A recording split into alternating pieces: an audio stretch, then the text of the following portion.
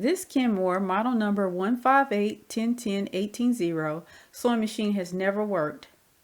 I'll give you a little bit of backstory about the machine, fill you in on some interesting details, and then I'll make a final assessment about why this machine has never functioned. So without further ado, let's get into it. While I clean out the machine, I'm going to give you the backstory. I'm just cleaning out this machine with some kerosene and a toothbrush because the incorrect type of oil was used in the machine and it was all gunked up inside of there. The backstory is that in roughly 1999, I was begging my grandmother to teach me how to sew, and she had this sewing machine in her closet, but said that the sewing machine didn't work because the tension was off. We took the machine to the Sears Service Center to have them to service it. It was unable to be fixed at that time, and we took it to another place to have it serviced, and that service technician was also unable to fix the machine. It would be roughly 18 years before I would get another sewing machine and actually learn how to sew.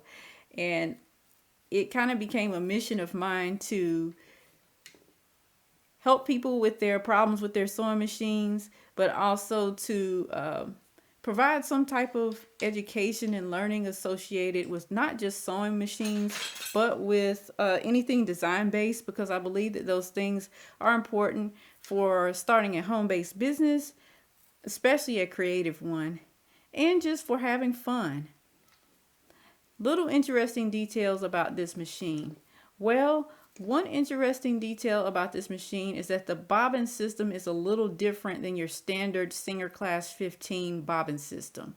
Your standard Singer Class 15 bobbin system has this little latch. You pull the latch open and you push the bobbin in and you're done. But on this machine, there is a little bump that has to be lined up with the bobbin case, and you have to slide the bobbin case over that. And then there's a latch that you have to flip down in order to secure the bobbin case in place. I don't like all of those extra steps to loading the bobbin, but somebody might be interested in it. If you would like to know more details about this, then visit my blog. I have left a link in the description box below. Now I'm just going in with some Super Web synthetic gear grease. This is the type of gear grease that you would normally use on a bicycle, but I use it inside of my sewing machines because it does not damage the nylon gears inside of the machine.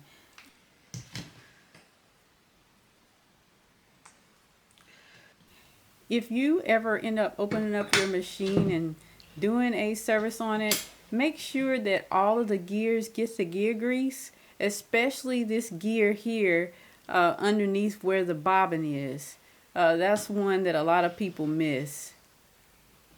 Once I added all of the grease to all of the gears, then I went behind that grease with regular sewing machine oil and just oiled all of the moving parts, and I got the machine moving pretty well.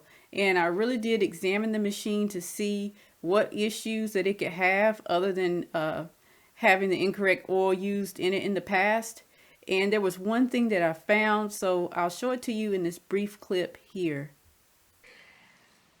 The needle was too far forward and it was hitting the needle plate here. There's a screw on this particular model machine right here that controls how forward or back the needle goes. So if I loosen the screw, then the needle comes forward, and if I tighten it, it goes back towards the back of the machine. So I just thought that I would share that one detail, and now I'm going to get back to trying to put this thing back together. Hopefully I'll get it done before the end of the day.